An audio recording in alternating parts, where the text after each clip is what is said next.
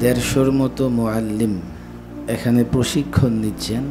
তাদেরকে সনদ প্রদান এবং তাদের উদ্দেশ্যে কিছু নসিহা পেশ করতে হবে। তখনই আমার মনে হয়েছে এই প্রোগ্রামে যাওয়া উচিত। يدعون فيها بكل فاكهة آمنين। মাহাদুত তালহা বাংলাদেশের সেরাদের মধ্যে অন্যতম।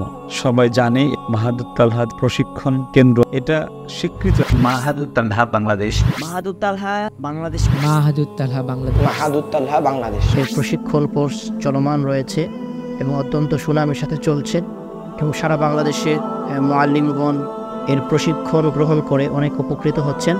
সুতরাং এই মাহাদুত তালহা বাংলাদেশ এর প্রশিক্ষণ কোর্সে আপনি যোগদান করতে পারেন, কারণ এখানে কেরাত, তাদবীর, মাকামাত, আজান সহ আরও সিফাত মাখরাজের প্রশিক্ষণ দেওয়া হচ্ছে। শিক্ষক হিসেবে বাংলাদেশের সেরাদের মধ্যে অন্যতম। ভালো শিক্ষক, দিতে পারে ভালো, নিজের কাছে যা আছে তার চাইতে উজাড় করে দিতে পারে বেশি। তাদের মধ্যে অন্যতম হলো কারি আবু তালহা। কোরআনুল কারীম একটু সমৃদ্ধ করার জন্য, শেখার জন্য আপনারা এই ত্যাগগুলো করছেন এবং এটার যিনি আয়োজন করেছেন আমার প্রিয় বড় ভাই কারি আবু তালহা ভাই, এই ভাইটা যেভাবে ত্যাগ করে যাচ্ছেন, যেভাবে এগিয়ে যাচ্ছেন, শুরু থেকেই দেখে আসছি যে কোরআনুল কারীম আরও বেশি সুন্দর করে বোঝানোর জন্য যেভাবে ত্যাগ করে আসছেন, সত্যি মনোমুগ্ধকর। সেই সাথে এখানে আন্তর্জাতিক হাফেজ কারি এবং আন্তর্জাতিক মানের যারা প্রসিদ্ধ পৃথিবী বিখ্যাত মশহুর মারুফ কারি হাফেজ আছেন, তারা এখানে প্রশিক্ষণ দিচ্ছেন। আমাদের এখানে আমরা আমাদের প্রশিক্ষণার্থী যারা আসবেন তাদেরকে আমরা মাকামাতের ভিত্তিতে 10টি লাহানে তাদেরকে আমরা হদর শিক্ষাদান করব এবং এই মাকামাতের যে সুরবিদ্যাগুলো রয়েছে সে বিষয়ে আমরা সবিস্তারে আলোচনা করব ইনশাআল্লাহ।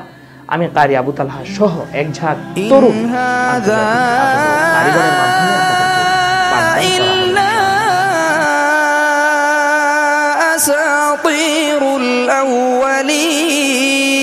এবং আমাদের প্রশিক্ষণ কোর্সের খাবারের মান, যেমন অনেক প্রশিক্ষণ কোর্সে আপনারা দেখতে পান যে খাবারের মান সম্পর্কে অনেক অভিযোগ থাকে।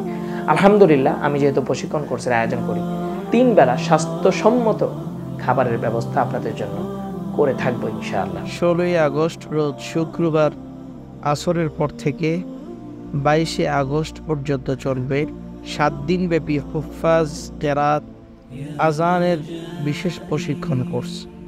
আল্লাহ সুবহানাহু ওয়া তাআলা মাহাদুত তালহাকে কবুল করুন। সুবহানাল্লাহি ওয়া বিহামদিহি সুবহানাল্লাহিল আযীম।